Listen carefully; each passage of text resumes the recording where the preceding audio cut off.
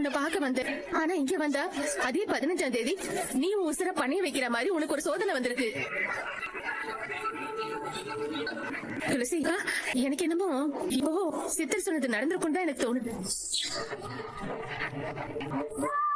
நாச்சிரம் அவ நீ நல்லபடியா காப்பாத்துனல்ல, அதுக்கு நன்றி கடனா உனக்கு ஏதாவது நல்லது செய்யறதா? சாப்பாடு வேண்டான்னு சொன்னியாமே.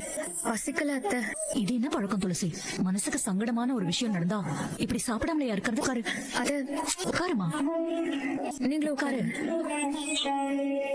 அந்த பவானி உன் கழுத்துல தாலி கட்ட வந்ததை நினைச்சு கஷ்டமா இருக்கா? அதானே. உங்களுக்கு விஷம் கொடுத்துட்டாங்களே அத்தை, உங்களுக்கு ஏதாவது ஆயிருந்தா? அதான் என் மருமக எனக்கு மகளா இருந்து என்னை காப்பாத்திட்டாளே, அப்புறம் என்ன? இங்க பாரு, எதுவும் நடக்கல இல்ல.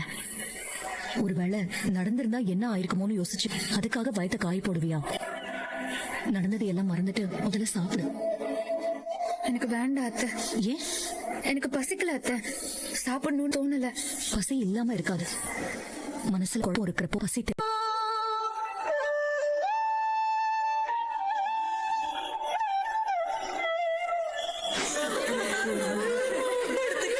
ஏன் 3 பேர் தான் இருக்கீங்க? இன்னொரு ஆளு தம்பி தூக்குடா. ஐயா, அந்த பையன் எப்படி? அவன்